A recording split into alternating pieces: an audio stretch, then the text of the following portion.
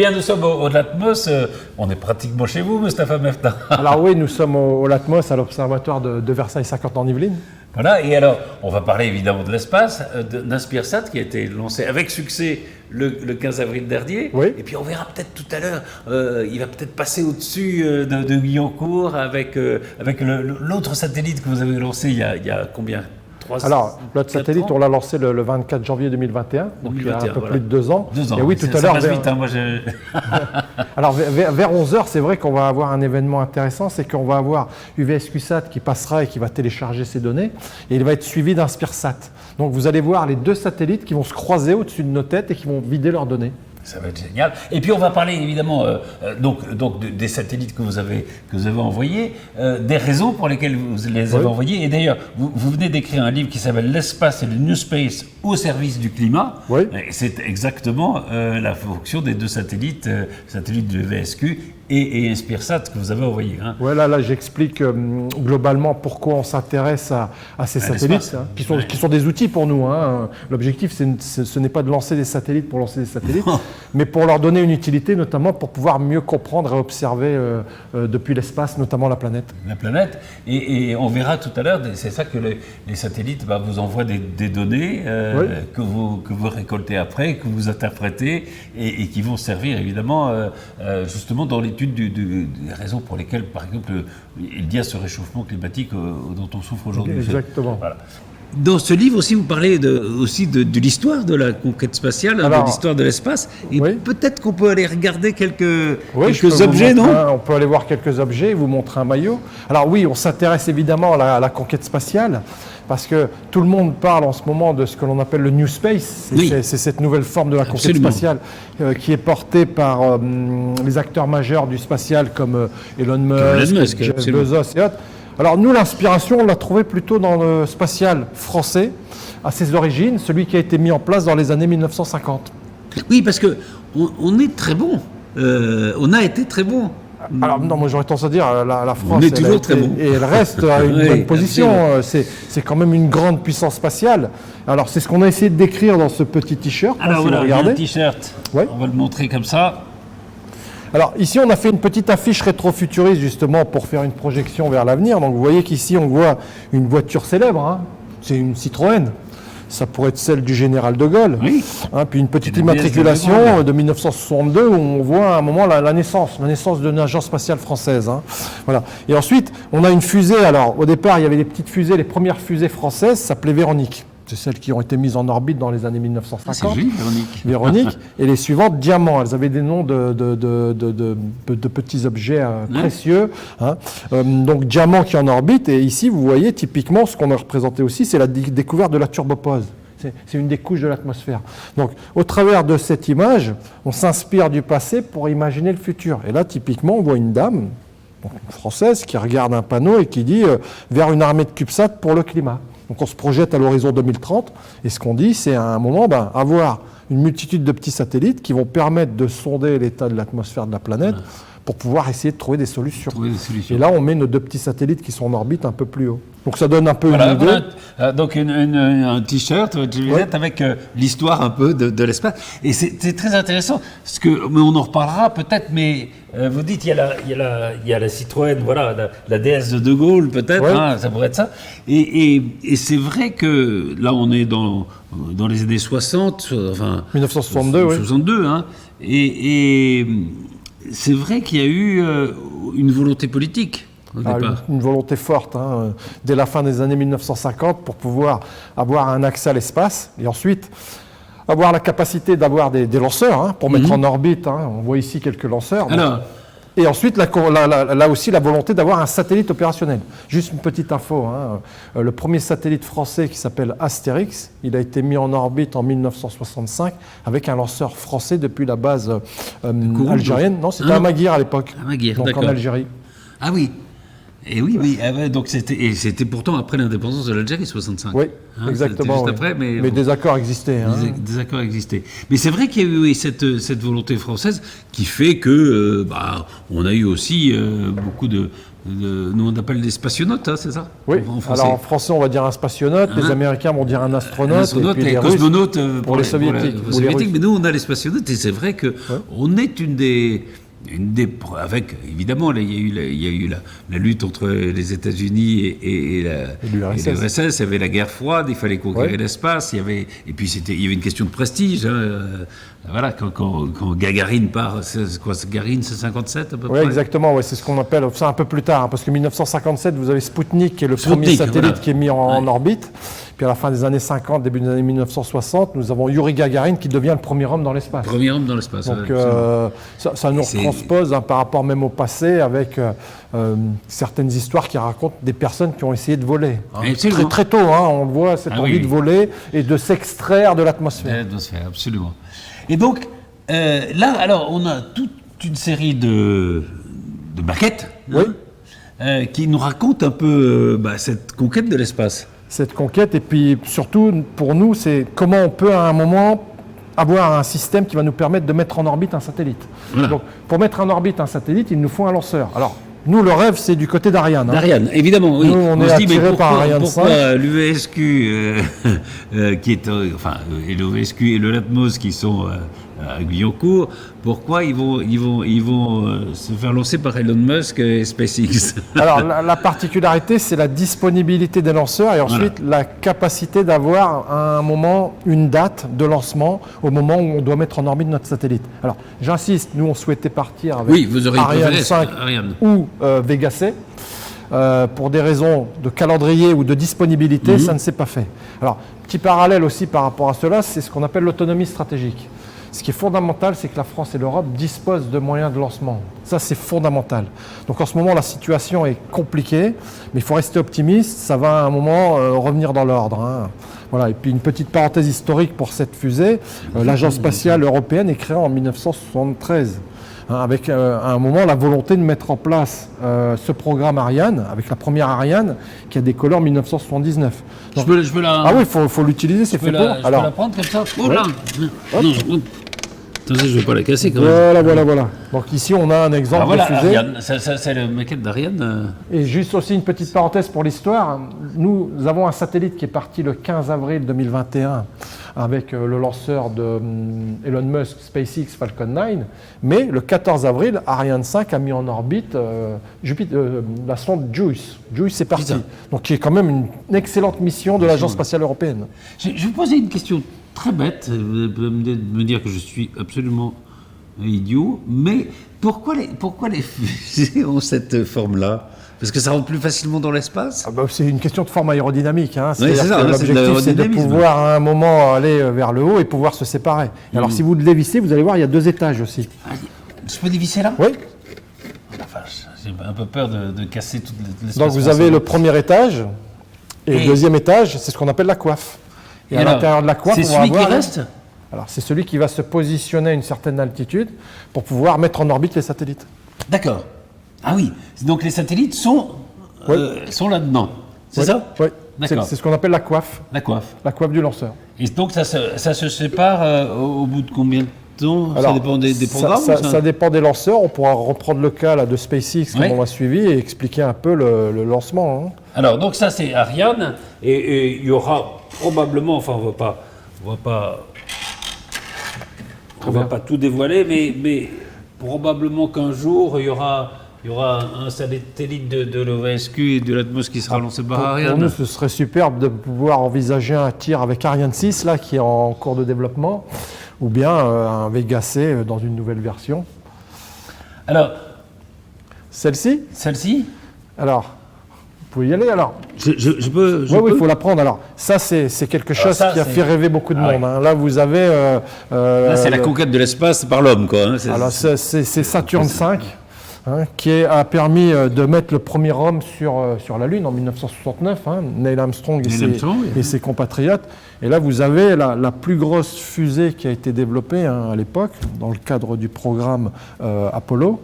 Alors, récemment, vous avez vu aussi vous étiez tout gamin, vous, en 69? J'étais même pas né. Vous n'étiez pas né, hein, c'est ça, ouais. On l'a vu après coup, là. Bon, je me souviens, moi, je l'avais vu à l'époque en classe, là, on l'avait vu en décalé, en différé, et ça nous avait marqué, quoi. On avait trouvé ça génial. J'étais né, évidemment.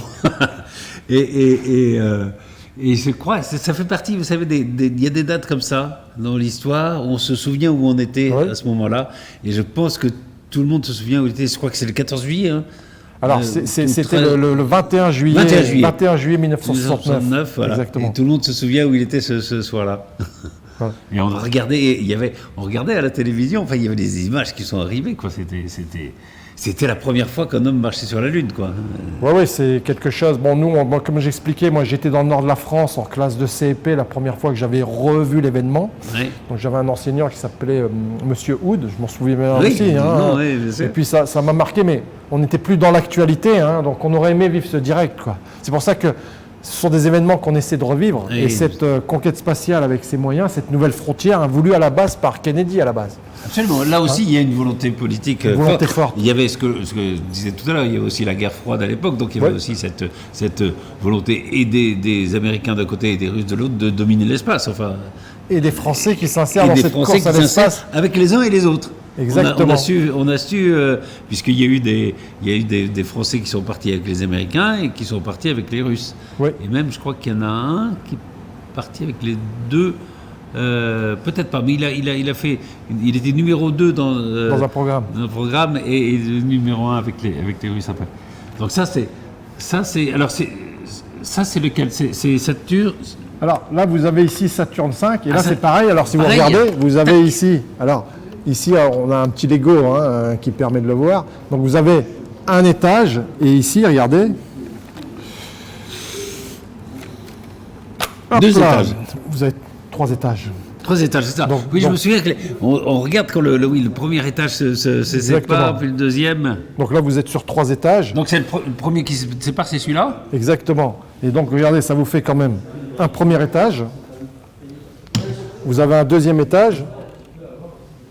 Et c'est pas terminé, hein. Oh. Regardez, vous avez ce troisième étage. C'est pas fini. Et puis à l'intérieur, vous avez la sonde de retour. Ah, c'est ça qui permet de revenir? Vous avez l'atterrisseur lunaire. D'accord. Ici, vous avez l'atterrisseur lunaire. Et à un moment, vous allez avoir le petit système qui va permettre aux humains de revenir à un moment vers la Terre. On récupérera ça après. Hein. Oh ben, je vais récupérer tout de suite, je veux pas. Voilà. Donc, ça donne... Et après, parce qu'on va vous parler de perspective avec des rovers aussi. Hein. Oui, c'est ça, parce que... Il y a... Vous voyez, donc, ça montre un peu la complexité d'un modèle spatial, d'un système spatial.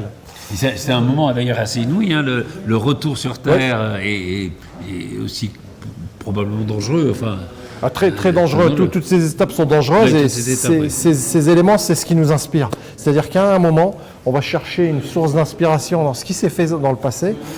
Et très souvent, vous avez vu, dès le début, on vous a parlé de New Space, c'est-à-dire cette nouvelle vision de la conquête spatiale.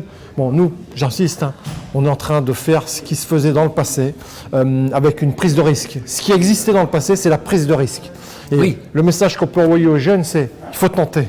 J'insiste, c'est important de prendre des risques, de tenter. Et ensuite, je l'ai dit précédemment, on va apprendre.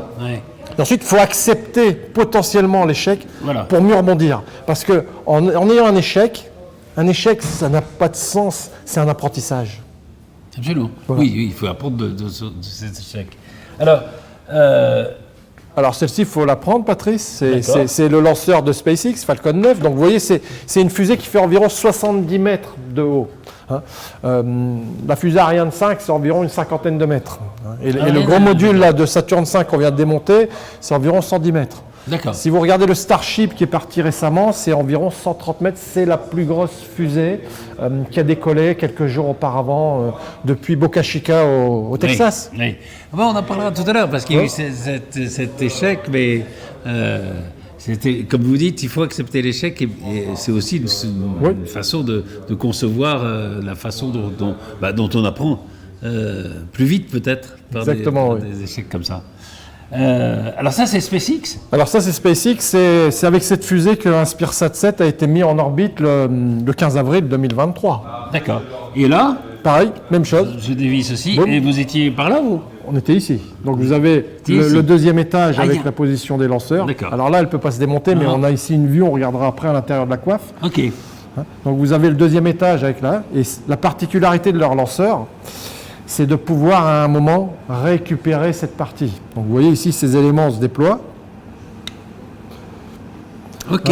On a des petits éléments, et là, ce qu'il y a de génial, c'est qu'on peut à un moment lancer et la faire revenir au sol. Oui, on récupère, oui. Alors ça, c'est pareil aussi, hein, une particularité, c'est que quand Elon Musk et SpaceX proposent cette idée de récupérer un étage, beaucoup ont considéré que ce n'était pas possible. Bah, visiblement, c'est possible vu que c'est ce qu'ils arrivent à faire. Donc ça veut dire qu'il faut qu'on ait la même chose en France, en Europe, avoir des étages qui soient récupérables. Et donc, c'est pas parce que ça existe ailleurs qu'il ne faut pas le faire. Au contraire, il faut y aller. C'est fondamental pour un élément clé, c'est ce que l'on disait, c'est l'autonomie stratégique. Est-ce que, ce qui arrive souvent hein, dans les nouvelles façons de créer, d'inventer, est-ce que par exemple le savoir qu'a obtenu SpaceX pour ramener cet étage de la fusée, ils le gardent pour eux ou c'est diffusé? Vous avez des choses avec du secret industriel. Hein. Ouais. Donc, en général, le savoir est conservé. Alors, bon, je tiens quand même à préciser dans le cas de SpaceX, c'est ce qu'on appelle une entreprise privée qui a réussi l'exploit de mettre en orbite des dispositifs assez rapidement, mais ils ont des investissements colossaux de l'État américain. Donc, ils ont eu des appuis qui sont très importants pour y arriver.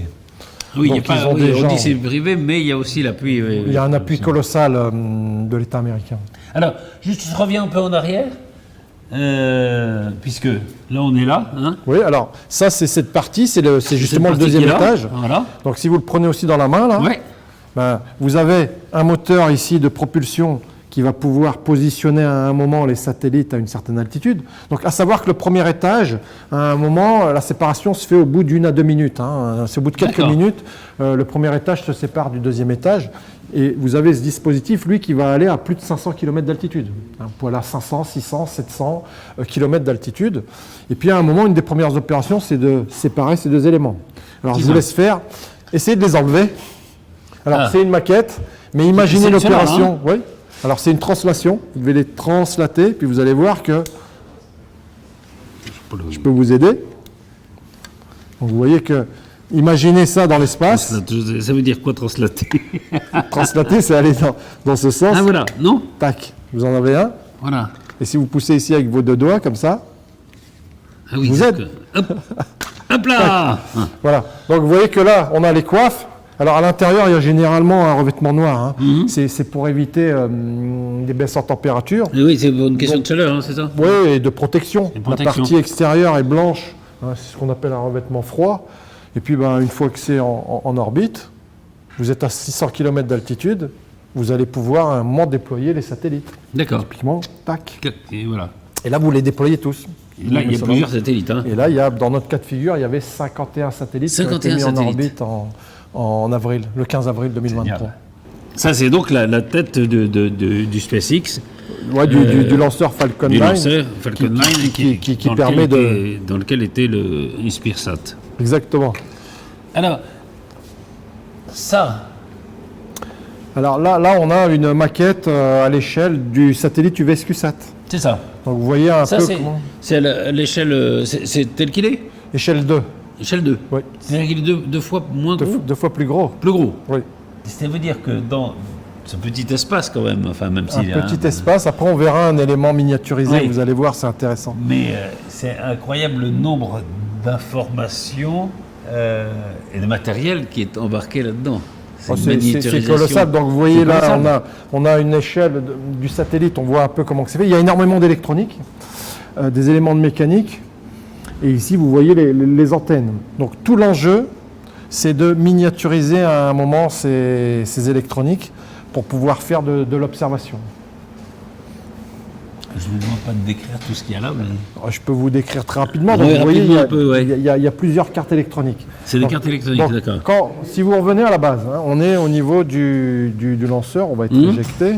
Donc la première chose à faire, c'est l'éjection du satellite. Hein. C'est ce qu'on voit ici. Hein. Si vous regardez ici, on a un satellite qui est dans un rack, qui est fixé.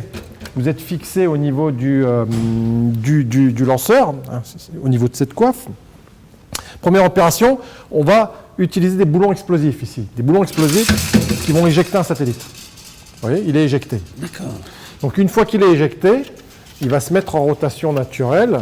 Donc la première étape, ça va être de le stabiliser. Donc on Oui, a des parce que petites sinon, il bobines. tourne sur lui-même. Oui, exactement. Ouais. Donc on va le stabiliser pour limiter sa rotation. Et une fois qu'il est stabilisé, première opération, c'est déployer ses antennes de communication. Pardon, mais comment on le stabilise? Alors, c'est justement ce qu'on voit au niveau des cartes électroniques que l'on utilise. Nous avons des petites bobines magnétiques. D'accord. Et quand on active ces petites bobines magnétiques, on va à un moment générer un champ magnétique dans une direction pour pouvoir le stabiliser. Hein, c'est fondamental. Parce que s'il tourne en permanence, c'est pas possible de récupérer les... ça va être compliqué pour pouvoir récupérer les données. Les données, oui, c'est ça. Voilà. Ouais. Donc on doit le stabiliser. Une fois qu'il est stabilisé, évidemment, on déploie les antennes pour pouvoir communiquer. Et ensuite, l'élément clé, c'est l'ordinateur de bord. Nous avons un ordinateur. C'est comme un ordinateur, un petit PC. L'ordinateur, lui, va nous permettre de faire fonctionner le satellite. D'accord ? Et ensuite, on va avoir un étage de carte de puissance, des batteries. Donc, nous avons des batteries, comme tout le monde utilise, qui sont connectées à des générateurs solaires. Et le soleil alimente les cellules solaires qui permettent d'alimenter les batteries. D'accord. Ça nous permet d'avoir l'énergie. C'est une énergie solaire, au fond. Oui. Et donc, un des éléments clés vis-à-vis des technologies spatiales aussi, c'est de pouvoir tester des cellules solaires en orbite. Les cellules que nous utilisons, elles ont un rendement de 28%. Ça permet de voir comment elles vieillissent. Et ensuite, une fois qu'on a eu ces différentes cartes, c'est ce qu'on voit ici, vous voyez, on voit ici la partie batterie, qui est sur la partie supérieure. Ici, vous voyez, nous avons les batteries qui sont simulées. Okay. Là, les petits magnétomètres qui permettent d'avoir à un moment la possibilité de déplacer le satellite. Hein. Et puis après, vous avez un ordinateur de bord, une carte fille, des cartes électroniques qui permettent de piloter les différents instruments. Et sur toutes les faces externes du satellite, nous intégrons nos détecteurs pour faire les mesures scientifiques. Et sur le haut, une centrale inertielle. Incroyable.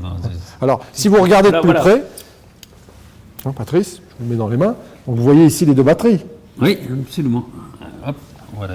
Donc ça, c'est un exemple de maquette.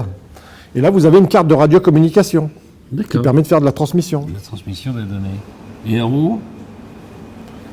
Alors, en haut, ce sont des éléments qui permettent de blinder les systèmes qui permettent de faire la communication. Et quand vous êtes en orbite, vous voyez, attention, hop, vous allez déployer ces antennes.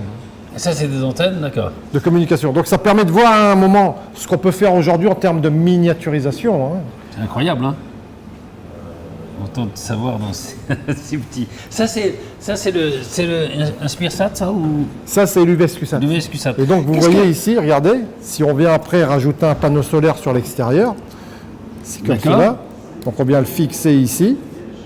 Ah oui, et donc, l'énergie arrive par là. Et sur les faces internes, on vient intégrer une multitude de détecteurs, des cartes électroniques, des capteurs de flux. Donc on a mis en place toute une série de miniaturisations. Qu'est-ce que... Alors ça c'est le satellite de l'UVSQ, qui est donc lancé 2021, c'est ça? Oui. Ce qu'on a appris avec UVSQSat, bon, on a encore une fois, hein, nous ce qui va nous intéresser, ce sont les paramètres scientifiques. Mais comme on met aussi en orbite des satellites, on va avoir un retour sur les aspects technologiques du dispositif. Donc ce qu'on a déjà appris avec UVSQSat, c'est une meilleure maîtrise du logiciel de vol. Hein, parce qu'à l'intérieur, nous avons un logiciel et des outils d'intelligence artificielle. Parce que nous avons développé des outils d'intelligence artificielle. Donc on les a améliorés. Là, on peut vous dire déjà que pour nous, c'est gagné parce que sur le premier satellite, tous les 4 jours, nous avions un redémarrage à faire du satellite. Parce qu'il y avait à un moment une petite lacune sur un des codes. Donc nous l'avons amélioré et là ça fonctionne. Et là il n'y a pas besoin. Ce qu'on a appris aussi, c'est une meilleure maîtrise des... alors il y a des événements singuliers dans l'espace. Hein, c'est-à-dire que vous pouvez avoir un élément, une petite particule qui vient et qui va exciter à un moment un petit composant électronique qui fait que pour se protéger, il va y avoir un court-circuit, une augmentation de courant et donc on redémarre le satellite pour le protéger. Donc on a mis des circuits de protection plus performants avec des électroniques plus performantes. Et là-dessus, on s'appuie sur les entreprises du territoire hein, qui font de l'électronique avec nous. Alors, au début, certains nous disent « mais on n'a jamais fait de spatial ». On leur dit « ne vous inquiétez pas, on va le faire, on va vous accompagner. » Et la connaissance, vous l'avez. Nous, on va vous apporter la partie qui s'appelle la spatialisation. c'est comment on protège vis-à-vis de l'environnement. Donc nous avons appris cela, et enfin on a aussi appris au niveau des détecteurs qui font les mesures du bilan radiatif de la Terre. Donc sur certains, on a vu qu'on pouvait avoir du bruit de temps en temps. Donc on a amélioré les chaînes électroniques pour avoir des mesures plus précises. Voilà. Alors, vous le dites dans votre livre, L'espace et l'espèce au service du climat, les premiers résultats que vous ont apportés VSQSat sur justement cette étude du climat, en quelques mots, c'est quoi, si vous voulez le résumer? En gros, un seul satellite, un petit satellite, ça n'a pas tellement d'impact. Ça ne suffit pas, parce qu'il faut savoir qu'un gros satellite ou un satellite traditionnel est beaucoup plus performant, va apporter beaucoup plus de choses. Par contre, l'intérêt d'utiliser plusieurs petits satellites entre eux et en constellation, ça va nous permettre de voir ce qu'on ne peut pas voir avec un gros satellite. Et ce qui va nous intéresser, nous, c'est comment évoluent à un moment ces paramètres, ces variables climatiques essentielles, parce qu'elles varient en fonction du temps. Donc l'intérêt d'en avoir deux maintenant, on va pouvoir récupérer plus d'informations pour voir quel est l'intérêt de mettre en orbite une constellation qui va par exemple nous permettre de détecter le cycle diurne. Je peux vous montrer juste deux paramètres scientifiques intéressants. On peut s'intéresser par exemple aux émissions de CO2 ou de méthane. Et puis si on a un satellite accompagné de plusieurs autres satellites, on peut détecter les émetteurs de CO2 et regarder les évolutions au cours du temps. On peut aussi s'intéresser au profil vertical de température au niveau de l'atmosphère. Donc si on est capable d'avoir une reproduction temps réel de ces profils de température, c'est fondamental pour le climat et les modèles, mais c'est aussi intéressant pour les rentrées atmosphériques. Parce que vous voyez qu'il y a de plus en plus de lancements, et donc il y a un intérêt à avoir ces cartographies de température. Alors, il y a ce livre, L'espace et le New Space au service du climat. Ce que je vous propose, parce que là, on va être un peu... Il faut pas qu'on loupe les deux satellites qui vont se croiser. Oui, c'est vrai. Donc c'est bientôt. Est-ce que on refera une émission spécifiquement sur ce livre. Vous viendrez nous en parler. Oui, je vais vous en parler spécifiquement. Okay. On peut terminer peut-être sur les dernières maquettes. Maquettes. Alors, et puis après, on va monter voir dans la salle de contrôle. Oui, vous allez voir en direct le téléchargement des données des deux satellites. Alors, vous voyez ici là, quelques exemples de technologies qui sont développées et de miniaturisation. Allez-y. Donc, vous voyez, ce sont des exemples faits.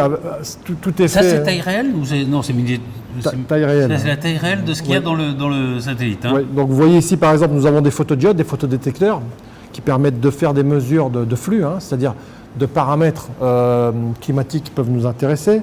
Là un photodétecteur miniaturisé. Ici, si vous regardez là, on travaille avec une entreprise alors qui est par contre elle du côté du nord de la France qui s'appelle Captec, où on a des petits éléments. Des détecteurs de flux, un flux-mètre, ça permet de mesurer un flux ou une température, et vous voyez un peu comment c'est fait.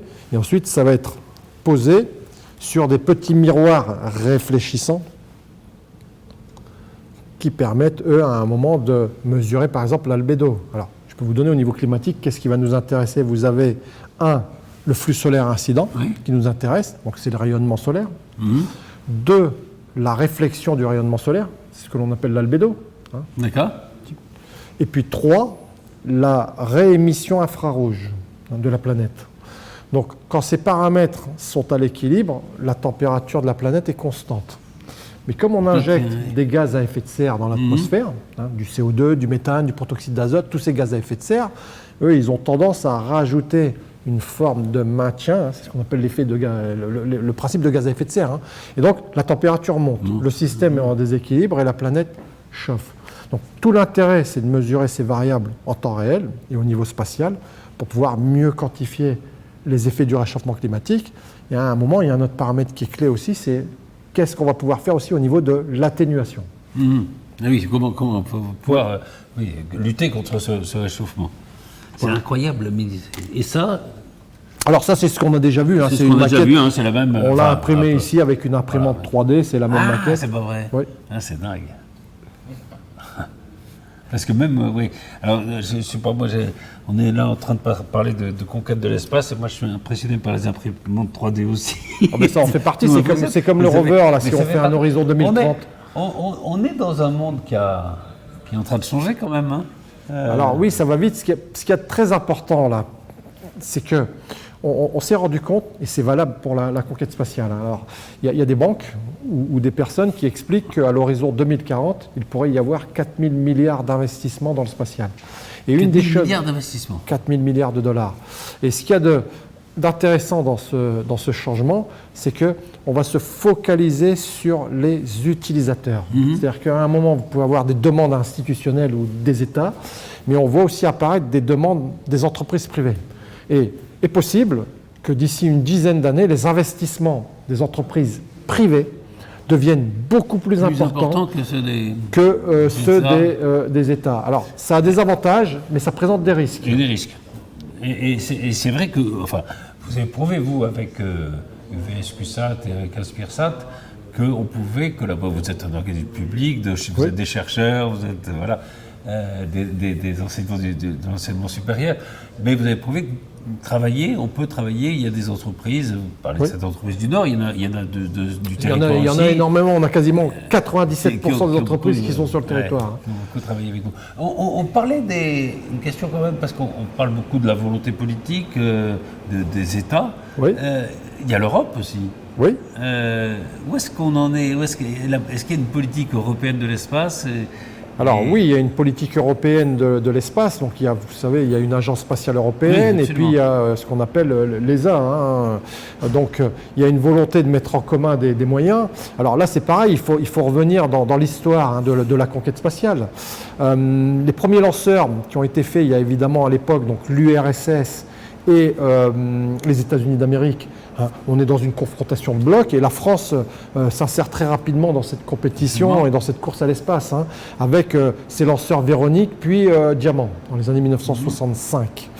Et ensuite, juste après, la France a la volonté de développer les lanceurs Europa. C'est un programme qui a été mis en place dès 1967 et c'est un système qui s'est terminé par des échecs. Il y a eu beaucoup d'échecs vis-à-vis de la mise en orbite des lanceurs européens. Donc, des Européens faisaient partie de cette mise en œuvre. Et puis, à l'issue de ce programme de lanceurs de type Europa, beaucoup auraient dit, bon, c'est un échec, on en arrête là. Pas du tout. Les pays européens se sont regroupés et ont eu la volonté de créer cette agence spatiale européenne, comme j'ai expliqué précédemment en 1973, qui va donner naissance à l'ESA, European Space Agency, avec une volonté forte de créer le lanceur européen Ariane. Donc ça, c'était un programme qui était fort. Ensuite, il y avait le laboratoire en orbite Space Lab. Et en parallèle, à un moment, certains ont aussi parlé du programme Hermès. Hermès, c'était l'équivalent de la navette spatiale américaine, mais qui était initialement démarré par les Français et qui a été repris par les Européens. Alors malheureusement, le programme a été arrêté dans les années 1990, mais pour moi, c'est un exemple de choses qu'il faut vraiment faire. Il faut pousser ce genre de choses. On a notre mot à dire aussi en Europe, même si, comme vous le dites, on va sans doute assister à une évolution qui fait que le privé va aussi venir dans la conquête spatiale. Alors, le privé arrive, on le voit arriver. Comme j'expliquais, il y a des avantages. Par contre, il y a des inconvénients. Les inconvénients, c'est le contrôle. Parce que l'espace, pour nous, reste un sanctuaire sacré à préserver et on ne peut pas faire n'importe quoi. Bon, typiquement, vous voyez que si on met une multitude de satellites en orbite, ça peut créer des gros problèmes. Il y a des embouteillages dans l'espace peu déjà, non? Il y a des embouteillages. Typiquement, sur le tir de 51 satellites que l'on vient de faire, on a vu qu'ils étaient tous les uns après les autres. Et une des priorités, c'est de pouvoir récupérer à un moment la communication vers ce satellite. Mais le principal danger, ce sont les collisions. Si un satellite heurte un autre satellite, puis un autre satellite, il y a ce que l'on appelle l'effet Kissinger. On peut avoir une multitude de débris dans l'espace, ce qui rendrait l'espace inopérant. Et ça, c'est dramatique. Si on perd le contrôle de l'espace, c'est dramatique d'un point de vue de toutes les technologies que nous utilisons depuis le sol, mais aussi vis-à-vis des dangers externes, comme des météorites qui peuvent se diriger vers la Terre, un croiseur, un géocroiseur. Voilà. C'est tout l'intérêt de respecter cet environnement. Et donc, l'État et les États, et notamment les Nations Unies, c'est leur rôle que les différents États parlent entre eux et respectent des règles, ce qu'on appelle les règles et les lois de l'espace. Et dans les 51 satellites qui ont été lancés, 50 donc plus Inspirsat, Vous savez ce qu'il y avait comme satellite ou... Alors, c'est difficile à savoir ça. En général, oui, on a une vision un peu de ce qui a été mis en orbite. Donc, bon, comme on a dit précédemment, il y avait des satellites militaires. Il y a aussi des satellites comme nous qui font de la recherche. Hein. Il doit y en avoir une quinzaine ou une vingtaine. Ensuite, vous avez des satellites météo, des satellites commerciaux. Donc, c'est un peu une multitude de satellites. Oui. Alors, le plus gros satellite, pour vous ayez une idée, il faisait environ 1000 kg. D'accord. Donc, vous avez un gros satellite qui fait 1000 kg, et puis certains satellites qui étaient beaucoup plus petits même que ce que l'on a fait, hein, qui pesaient environ 300, 400, 500 grammes. Ah oui, donc, vous pouvez Inspirsat, aller c'est quoi? Alors, Inspirsat, nous sommes à environ 3 kg. D'accord. Ah oui, donc on voit oui. Donc vous voyez, c'est un spectre assez large. Hein. C'est un spectre assez large. Bon, il faut qu'on monte, non? On doit monter, mais juste avant. Oui. Et si on allait voir là sur ce petit rover, on a oui, peut-être 3 minutes là. Allez. Ici, on a quelque chose qui va nous intéresser aussi fortement parce que le laboratoire, son objectif, hein, comme on l'a dit, c'est d'observer des variables et des paramètres scientifiques. Hein. On peut le faire avec des satellites, mais on s'intéresse aussi à l'utilisation des rovers. Donc là, on travaille, il y a une entreprise qui s'appelle Space Application Service, qui est en Belgique. Hein. On s'intéresse à l'utilisation de ces rovers. En français, on pourrait dire un astromobile. Donc c'est un véhicule de l'espace, quoi. De l'espace qui doit se poser sur un moment, ça peut être la Lune, ça peut être Mars. Et vous avez vu que récemment, la conquête de la Lune a repris un nouveau... un grand intérêt. Quoi, hein.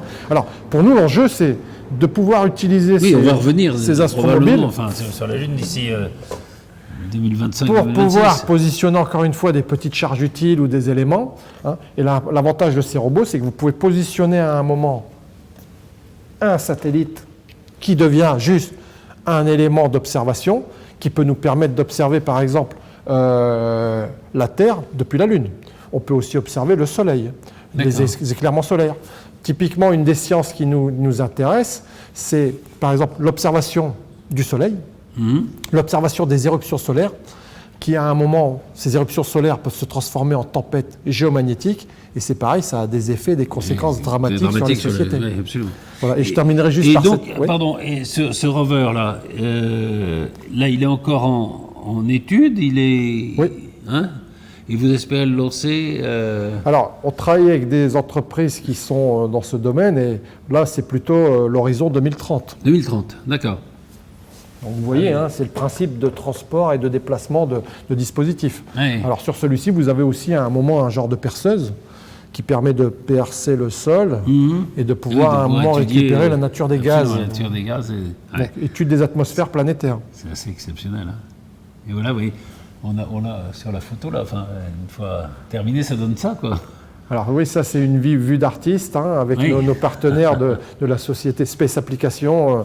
Et voilà, ils font vraiment du bon travail, quoi. Ouais, c'est génial. Bah, on a vu à peu près les éléments. Ah, Patrice, j'ai l'impression que le satellite va passer. Il faut y aller. On va aller voir, on va monter voir les données, là. Oui. Allez, on monte. Eh ben, on va prendre la récupération des données. Allez. Bon. Alors là, ce qu'on voit sur l'écran, là, si vous regardez, là, on est en train de faire à un moment là, le téléchargement des données du satellite UVSQSat qui passe en premier. Et donc, on a la descente de données depuis le satellite vers le sol. Donc, c'est un signal audio, et le signal audio va être transformé en données brutes. Et ensuite, on va obtenir des données physiques. Il faut dire qu'on est là dans le centre de contrôle, là, de commande des satellites. Exactement, oui. Donc, nous sommes dans le centre de contrôle commande satellite des Yvelines qu'on a mis en place. Et puis, on est en train de contrôler deux satellites. Donc, et là, on va voir les deux satellites passer, c'est ça? Oui, les deux sont à la suite, là. Hein. Si vous venez, vous avez un petit zoom, on peut voir ici aussi, là. Vous voyez, les deux vont même se croiser. On les voit où?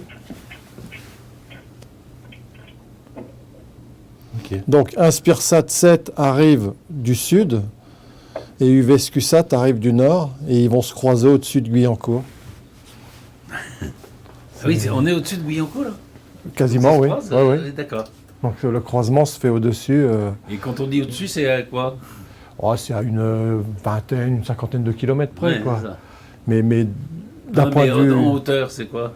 Ah, les deux, alors Inspiresat est à 508 km d'altitude Ouais. et UVSQSat est à environ 530 km d'altitude. D'accord. Donc là, vous voyez, le signal est très bon, hein. On voit une belle bande, ce qui est positif. Puis vous voyez ici là, le décodage des trams en direct. C'est-à-dire qu'ils envoient les données, là. Oui, oui, enfin, c'est le satellite qui fait Le ça satellite qui automatiquement. envoie ces données, c'est ça. Ouais, ouais. Et que vous allez après traduire, vous, en données physiques. En données physiques pour avoir des paramètres scientifiques. D'accord. Alors là, si vous regardez ici, on les a aussi sur nos outils. On a un Inspiresat là qui est au-dessus de l'Afrique en ce moment. Donc il est en train de monter. Et ensuite, on va avoir un moment, à partir du moment où on le verra au-dessus de la Méditerranée, il va commencer à envoyer des informations vers la station Sol qui se situe ici à Guyancourt. À quelle vitesse il se déplace? Alors, si vous regardez les paramètres, c'est plusieurs kilomètres par seconde. Oui, c'est ça. Hein, parce que... Donc c'est- Là, ça c'est sur Inspiresat. Ah. Oui. Voilà. Donc là, la bascule vers l'autre satellite est en train de se faire.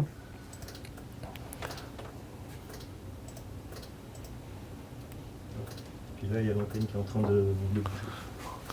Donc vous avez l'antenne là-bas, si vous filmez, et de l'extérieur qui est en train de se déplacer, qui pointe le deuxième satellite. Ils se croisent, hein. Oui, Là, c'est ça qu'on voit là à gauche. Hein. oui, oui, c'est ce que vous voyez à gauche là. Donc vous voyez les deux satellites. Et puis, donc il est en train de se positionner vers le satellite suivant pour récupérer les données. Donc vous voyez, là on a récupéré 6 trams. C'est-à-dire en direct, nous avons la dernière heure. Donc ici, là, on a les trams qui sont téléchargés par rapport à Inspiresat. Si je vais regarder du côté de UVSQSat, par exemple, voilà, et là il a envoyé l'ordre. Ouais, et puis là, Ça y est. ça commence. Donc Et vous là, voyez c'est maintenant encore, le téléchargement du deuxième satellite. Deuxième satellite. Donc ce que vous voyez, c'est unique. C'est unique dans le sens où on a une région qui a quand même 2 satellites en opération en même temps. Et ça, en France, on est les seuls. Donc, et vous avez vu que les 2 téléchargements se sont faits à la suite. Et là, André Jean, nous avons un très bon signal. Donc là, on est en train de télécharger la trame. Et alors nous, avec nos outils, évidemment, on peut le regarder ici en direct. Et vous allez voir qu'on va avoir l'augmentation du nombre de paquets ici, D'accord. qui vont commencer à parce que là, s'amplifier. oui. Et donc, on regarde en parallèle des paramètres comme la tension. On peut aussi regarder ce qui s'est passé les 7 derniers jours. Donc, vous voyez bien que la température du satellite est comprise entre moins 50 et plus 50 degrés Celsius. D'accord. La tension du satellite est autour de 16 volts. Et puis, nous avons... Et la température, pardon, moins 50, plus 50, c'est quoi? C'est la température c'est là où il est ou c'est le Alors, satellite lui-même? l'espace froid, il Oui. est à environ 3 Kelvin. Ce qui veut D'accord. dire moins 269 degrés Celsius. Ok. Et donc, le satellite, lui, est dans un environnement très froid. Mhm. Donc, on utilise des solutions pour pouvoir le réchauffer. mettre à une certaine température. Déjà, la dissipation des cartes électroniques. Donc, en général, Ah oui. un satellite est testé à 20 degrés Celsius en laboratoire. Le cas idéal, c'est d'avoir un satellite qui est en permanence à 20 degrés Celsius. Et 20 degrés Celsius, c'est C'est la température ambiante. ambiante, ouais, Voilà. Bon, et c'est quasiment impossible, parce que comme j'ai expliqué, l'environnement de l'espace froid, c'est moins 269 degrés Celsius environ. Et puis on a aussi le flux du soleil vis-à-vis. Donc c'est environ 1400 watts par mètre carré de flux. Donc 1400 watts sur 1 mètre carré de Sur un mètre surface. carré. Et ensuite on a aussi le rayonnement de la planète Terre. Donc tout ça fait à un moment une forme d'équilibre. Mhm. Donc grosso modo, quand le satellite va être face au soleil, il va Il chauffer. est chauffé. Donc là, on va être aux alentours de 50, 50 degrés c'est ça, Celsius. ouais. Et ensuite, à d'autres périodes, on se retrouve en éclipse, c'est-à-dire derrière Il est à moins 50, la Terre. et là, Et là, il va être plus Jusqu'à froid. moins 50. Donc c'est pour ça qu'on a ce qu'on appelle un cycle. Et donc, on évolue entre moins 40 et D'accord. plus 40 degrés Celsius. Et il n'y a pas de risque pour tout ce qui est embarqué, toute l'intelligence artificielle au fond, qui est Alors, dedans. oui, il y a un risque. Et donc, l'espace, c'est quelque chose d'hostile. C'est quelque chose Oui. d'agressif. Mhm. Donc on a des radiations, des protons, du rayonnement solaire, mais aussi du cyclage en température, comme vous pouvez l'observer. Donc si on n'arrive pas à valider les technologies embarquées, on perd un satellite. Donc avoir un satellite opérationnel, c'est quelque chose qui n'est pas si simple que cela. Et c'est pour cela qu'à Guyancourt aussi, une autre particularité, c'est que nous avons une plateforme de test. La plateforme de test de Guyancourt qui permet de faire tous les essais de validation d'un satellite. Donc on vérifie en température le fonctionnement du satellite, on fait des essais de vibration pour vérifier que ça ne casse pas au lancement, et ainsi de suite. Alors il nous manque encore quelques moyens, hein, comme par exemple des cages anéchoïques pour vérifier le comportement électromagnétique. Donc là nous avons des coopérations avec l'ONERA pour faire ce genre de test. Avec le Centre national d'études spatiales, on vérifie le comportement magnétique. Donc on fait des tests. Des tests avant. C'est ce qui vous différencie de Space Lab alors qui font leurs tests en direct. Non, on a vu avec la fusée de Elon Musk qui a le gros Starship. Oui. Alors eux ils disent nous on préfère faire l'essai en direct en gros et on voit mieux. Alors évidemment ça coûte beaucoup plus cher que de faire des essais avant, mais c'est vrai qu'il y a ces deux techniques. Alors, non, nous on est dans la même méthode que c'est d'accord. C'est-à-dire que parce que vous avez été lancé par Space Lab. SpaceX. SpaceX. Ouais. Donc ce qu'il faut savoir, c'est qu'il y a ceux qui font de la théorie et qui feront toujours de la théorie. Il n'y a jamais quelque chose qui partira. Et nous on est un laboratoire de recherche expérimentale. Donc on fait à la fois de l'étude théorique, mais aussi de l'étude expérimentale. D'accord. Donc à partir du moment où nous faisons des développements instrumentaux, il faut aussi faire des tests. Et il faut accepter l'échec. Bien sûr. C'est-à-dire qu'on peut avoir à un moment quelque chose qui ne fonctionne pas et rebondir. Bon, dans le cas de Starship, qui est parti, ce qu'ils ont fait, c'est, pour ma part, c'est exceptionnel. Donc on a une fusée qui fait plus de 130 mètres de haut, avec une multitude de moteurs. On a un engin spatial qui est colossal, qui a fait quand même 4 minutes de vol. Donc le seul problème qu'ils ont eu, c'est la séparation des différents étages de la fusée. Donc ce qu'ils ont fait, c'est exceptionnel. Et donc ils ont appris. Parce que absolument. C'est ce qu'ils disent. Enfin, voilà. Exactement. Il y a une multitude de paramètres qui ont été récupérés pour pouvoir faire la chose. C'est pareil pour nous. Et pour vous aussi, vous apprenez aussi Voilà, on lance, on récupère de l'information et des données. Et puis typiquement, du premier satellite au deuxième satellite, nous avons amélioré des choses. Oui, c'est ça. Entre le satellite VSQ et le Spersat, il y a eu des progrès qui ont été faits, quoi, c'est ça?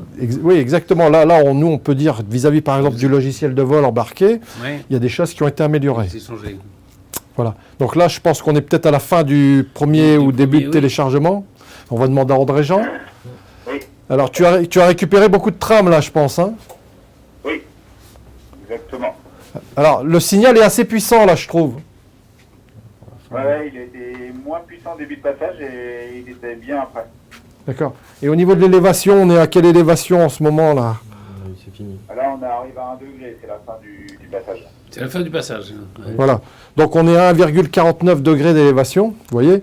Et là, on est déjà le satellite. Donc vous avez vu, il se déplace à environ 6 km par seconde. Il était en Afrique, oui, il était... Et là, il est déjà... donc Inspirsat, lui, maintenant, il est au niveau... il se dirige vers le Groenland et vers le pôle Nord. Et puis, UVSQSat, lui, vous avez vu, c'est complètement décédé. Et là, il est actuellement environ au niveau du Cameroun. C'est incroyable. On dit bonjour à nos amis camerounais, tiens, au passage. Un grand bonjour à nos amis camerounais. Voilà. C'est incroyable. Donc, vous voyez les déplacements. Et donc, là, on a la position du Soleil aussi. Donc, le zénith, 12 heures. Donc, avec ces outils, on a automatiquement la position des satellites et on peut anticiper beaucoup de choses. Et ils sont toujours en mouvement, les satellites? Alors, je vous pose des questions de béotien. Alors oui, la réponse oui. Sinon, ça voudrait dire qu'il s'est arrêté. Oui, non, mais j'ai pas. Il y a des hélicoptères qui font du stationnel, mais. Alors, quand par exemple on a un avion ou un dispositif qui est mis en orbite, le référentiel c'est toujours la Terre, ce qu'on appelle un référentiel galiléen. Donc, quand un satellite est à environ 500 km d'altitude sur une orbite polaire, il fait environ 14 à 15 tours par jour. Donc on ne peut pas l'arrêter. Voilà, non, donc la seule façon de pouvoir, entre guillemets, le ralentir ou le freiner, quand vous prenez une orbite, vous avez donc la planète Terre, un satellite, et à un moment on passe au plus près de la Terre. Quand on passe au plus près de la Terre, c'est ce qu'on appelle le périgée. Et puis à un moment plus loin, on va être à l'apogée. Donc la vitesse est plus faible à l'apogée, et donc on va utiliser des moteurs. On peut utiliser des petits moteurs. Et quand on se déplace, on met un petit coup de propulsion au niveau de l'apogée pour pouvoir le déplacer. Mais c'est impossible de le ralentir ou de l'arrêter. Il est en rotation naturelle autour de l'orbite. Voilà. Oui, il est programmé pour ça. Alors, il n'est même pas programmé sur les lois de la physique. C'est un peu exactement. Vous prenez Newton qui fait tomber une pomme, la pomme est attirée par le sol de par les lois de la physique et la gravité. Donc le satellite en orbite tourne, on peut rien faire, c'est naturel. C'est naturel. Donc par contre, on a forcé la chose, c'est-à-dire on l'a mis en orbite. Donc, Mustapha, vous venez de récupérer, donc, grâce à ce qu'on vient de voir, des données du satellite. Oui. Il y a combien là? Là, on vient de récupérer environ 5000 trames. Donc c'était un beau passage. Hein. Donc une belle récolte de données là, on est vraiment satisfait. Et ça, on n'est jamais sûr d'avance de ce ça dépend de la météo, ça dépend de quoi? Normalement, on doit être sûr. C'est-à-dire que la descente doit être sûre pour pouvoir récupérer 100% de données. Mais il peut y avoir des problèmes. Hein. Typiquement, on peut avoir un souci au niveau matériel de la réception de données. On peut avoir un potentiel souci au niveau du satellite qui a basculé sur un mode recette, c'est-à-dire il a redémarré. Et puis une multitude de problèmes peuvent exister, comme par exemple aussi la qualité du ciel. Quand la qualité du ciel est très très mauvaise, parfois ça peut aussi générer quelques perturbations. Voilà. Donc là on est vraiment satisfait. Là vous êtes heureux. Vu que la météo n'est pas très bonne. Non, c'est ça, c'est pour ça. Voilà. Alors, donc on est dans ce sorte de contrôle et de commande des satellites, et puis il y a beaucoup de jeunes... des jeunes, c'est l'avenir. Qui ne sont pas des étudiants? Non, il y a des gens qu'on a embauchés. Alors, il y a des gens qui arrivent, des jeunes étudiants. Alors, vous avez des collégiens. Un collégien, voilà. Un collégien. L'espace, c'est une passion? Oui, un peu. Un peu? Donc, on a aussi Louis qui travaille avec nous. Il est embauché. Hein. Oui, exactement. Je suis assistant ingénieur électronicien au Latmos et je travaille sur un simulateur d'environnement pour les futurs nanosatellites. Voilà. Alors là c'est Nicolas Kenyard qui travaille aussi ici, qui a un emploi et qui a réalisé l'opération. Il peut rapidement dire ce qu'il a fait. Oui, voilà. Donc là, j'ai assisté à André Jean pour pouvoir bien réceptionner en gros les données du satellite. Voilà. Voilà. Et puis on a Angèle Minet qui fait un stage chez nous, un deuxième stage de 5e année de l'ESTACA, une école qui est... Ah oui. Peut-être elle peut dire un petit mot de l'ESTACA et ce qu'elle fait. Oui, alors je suis en dernière année. C'est une école qui est spécialisée dans les transports et moi je suis plutôt du coup dans la partie spatiale. Et là je travaille avec Louis aussi sur le simulateur d'environnement spatial. Super. Voilà, Canel Clavier, qui est une apprentie de l'école d'optique. Et puis les deux, on va les embaucher à l'issue de leur stage ou de leur apprentissage. Oui. Donc moi je travaille actuellement sur le prochain nanosatellite et sur les moyens de test optique qu'on va utiliser pour les instruments. Voilà. Et puis une nouvelle arrivée qui peut se présenter rapidement, là c'est une surprise mais en direct. Moi je vais être stagiaire aussi au Latmos et travailler sur les capteurs de vin qui sont embarqués sur le CubeSat. Et il y a, parce que parfois on dit ça, on parlait d'Elon Musk tout à l'heure, et il y a aussi chez lui l'idée peut-être chez certains, l'idée de trouver un autre endroit pour vivre. Oui. C'est des choses auxquelles vous réfléchissez aussi en tant que chercheur? Je pense que ce sont plus des questions existentialistes. Oui. Je pense que tout le monde doit se poser cette question, parce que, pour ma part, il n'y a qu'une planète, c'est la planète Terre. On se focalise, nous, sur le plan A, l'objectif de nos satellites. Et l'objectif de vos satellites, c'est justement d'étudier notamment le réchauffement climatique, les raisons, les causes. Oui. Donc c'est pour améliorer la vie sur la Terre. Alors, ce sont des démonstrateurs qui permettent d'envisager à un moment la mise en place de constellations de satellites pour pouvoir avoir évidemment la mesure de ces paramètres essentiels. Mais pour répondre à la première question, oui, on réfléchit aussi à développer d'autres solutions pour envisager potentiellement un exode. Alors, pour ma part, ce n'est pas une option actuellement, mais il faut l'envisager. C'est quelque chose qu'on peut envisager. Oui, il faut l'envisager. Donc, ce n'est pas complètement aberrant. Absolument. Bravo à tous, là. C'est bien, c'est génial de voir des jeunes gens comme ça qui sont fascinés par ça, par l'expérimentation, par la recherche et puis par l'inconnu aussi. Il y a de ça. Il y a l'inconnu, et puis moi ce qui me fait plaisir... Vous l'inconnu, personne ne connaît vraiment l'inconnu, parce que vous savez, on lance un satellite, quand on dit qu'à un moment il faut aussi une part de chance, les gens, ça les surprend, mais développer un programme de A à Z et avoir un satellite qui est là-haut et opérationnel, il y a énormément d'obstacles. Alors des obstacles technologiques, scientifiques, administratifs. Et vous savez aussi qu'à un moment, quand on combine l'ensemble, on peut avoir aussi quelque chose qui ne marche pas. Donc moi, j'insiste, ce qui est très important, c'est qu'il faut savoir accepter l'échec. c'est quelque chose de fondamental pour pouvoir rebondir et puis à un moment faire mieux. Et puis, il faut un peu de patience parce que il faut être très patient. Inspiresat a été lancé le 15 avril. Oui. Il aurait dû être lancé un petit peu avant. Il y a eu des problèmes, même peut-être, on l'a dit, je ne sais pas, enfin, vous pouvez peut-être nous le confirmer, mais peut-être que la tension qu'il y a eu entre les États-Unis et la Chine a peut-être joué un rôle dans le report du lancement. Alors, ouais, c'est possible. Après, ce qui s'est passé, bon, normalement, ce lancement devait avoir lieu en janvier. C'est ce qui est prévu, par exemple, 2 ans à l'avance. Oui. Et puis après, maintenir des délais de ce type fait que c'est difficile. Donc, il a été décalé et reporté, puis reporté au 1er avril. Puis ça a été décalé au 9, et vous avez suivi un peu. Alors, ce qui s'est passé pour un des reports, c'est qu'à un moment, ils peuvent intégrer au dernier moment des satellites militaires. Qui ont une vocation militaire ou défense. Typiquement, nous, sur les phases d'intégration de l'ensemble des satellites, on était sur une phase, entre guillemets, cachée. Vous avez pu le voir pendant le lancement. Donc, on est sur une phase où il y avait des satellites militaires. Donc, en général, on évite de les montrer. Voilà. Et ensuite, le dernier décalage qu'on a eu, donc du 11 au 13, puis au 15, et ainsi de suite, parce qu'on est parti le 15 avril, à un moment, on est plus pris par les aspects liés à la météo. Le climat. Ouais, voilà. Et un des risques, quand un satellite part, si les conditions météo sont mauvaises, on peut avoir à un moment un lanceur qui échoue. Donc voilà. Bon, c'est génial. En tout cas, on est tombé au bon moment. Au bon moment. Je ne sais pas, mais vous avez été parfait. Vous êtes arrivé pile poil à l'heure qu'il fallait. Bon, vous êtes fier d'être au Latmos, là, hein? Bravo, hein. C'est bien. Et bravo à vous, Mustapha, parce que c'est vrai que ça fait partie aussi de votre personnalité, de vouloir former des jeunes, d'attirer des jeunes dans cette recherche un peu compliquée quand même. Moi, je pense que c'est essentiel parce que l'espace, c'est quelque chose qui fait rêver beaucoup de monde, dont moi. Vous savez qu'il y en a qui ont été baignés par le programme Apollo de conquête spatiale, avec le premier homme qui a marché sur la Lune en 1969. Et puis là, on est dans une forme de nouvel élan où l'espace attire.